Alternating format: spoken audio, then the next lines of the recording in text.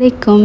ஏன் அப்போ ஆஃபீஸ்லேருந்து வந்தோடனே கிளம்பி நம்ம வெளில போகலாம் அப்படின்னு சொன்னாங்க. நானும் ஐயா ஜாலி அப்படின்ட்டு கிளம்பி நாங்கள் எங்கே போயிடணும்னு பார்த்தீங்கன்னா, அன்றைக்கி யார் சைடாண்டில் வந்து ஃபயர் ஒர்க்ஸ் இருந்துச்சு, அதை பார்க்க தான் போனோம். நாங்கள் போகும்போதே பார்த்தீங்கன்னா அங்கே ட்ரோன் ஷோ ஃபயர் ஒர்க்ஸ் தான் ஆல்ரெடி ஸ்டார்ட் ஆகிருந்துச்சு.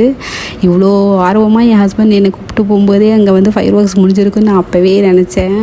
பட் நல்ல வேளை அங்கே போய் ரீச் ஆனதுக்கப்புறம் தான் சொன்னாங்க, இல்லை இனிமேல் தான் ஸ்டார்ட் ஆக போகுது அப்படின்னு சொன்னாங்க. 9 o'clock நாங்களும் வந்து வெரி ஈகராக வெயிட் பண்ணிகிட்டு இருந்தோம். கரெக்டாக 9 o'clock ஸ்டார்ட் பண்ணிட்டாங்க.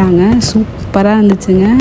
அங்கே வந்து ஃபயர் ஒர்க்ஸ் வந்து ஒரு 10 minutes போயிருக்கும். ரொம்ப நல்லா இருந்துச்சு. எல்லாருமே வந்து அங்கே உள்ளவங்க எல்லாருமே வந்து என்ஜாய் பண்ணாங்க. நாங்களும் நல்லா என்ஜாய் பண்ணோம். அந்த ஃபயர் ஒர்க்ஸ்லாம் பார்க்குறதுக்கே ரொம்ப அழகாக இருந்துச்சு, மைண்ட் ரிலாக்ஸிங்காக. இங்கே சம்மர் ஸ்டார்ட் ஆகிட்டதுனால வெளியில் போகணுன்னாலே கொஞ்சம் கடுப்பாக இருக்கும். பட் அன்னைக்கு வந்து கிளைமேட்டும் வந்து ரொம்ப நல்லா இருந்துச்சு. நல்லா காற்றா நல்லா கொஞ்சம் என்ஜாய் பண்ணுற மாதிரியே இருந்துச்சு. நாங்களும் அங்கே உள்ள ப்ளேஸ்லாம் வீடியோஸ் ஃபோட்டோஸ் எல்லாம் எடுத்துகிட்டு அதுக்கப்புறம் அங்கேருந்து வந்து நாங்கள் கிளம்பிட்டோம். எப்போதுமே ப்ரீ பிளான் பண்ணிட்டு போனால் அந்த ப்ளேஸ் வந்து நம்ம எக்ஸ்பெக்ட் பண்ண மாதிரி இருக்காது. நம்ம வந்து அன்பிளான்டோட போகிற ப்ளேஸ் தான் வந்து பயங்கரமாக இருக்கும். எனக்கும் அன்றைக்கி அந்த மாதிரி தான் இருந்துச்சு. இந்த vlog உங்களுக்கு பிடிச்சிருந்தா மறக்காமல் லைக், ஷேர் அண்ட் சப்ஸ்கிரைப் பண்ணிக்கோங்க. தேங்க்ஸ் ஃபார் வாட்சிங்.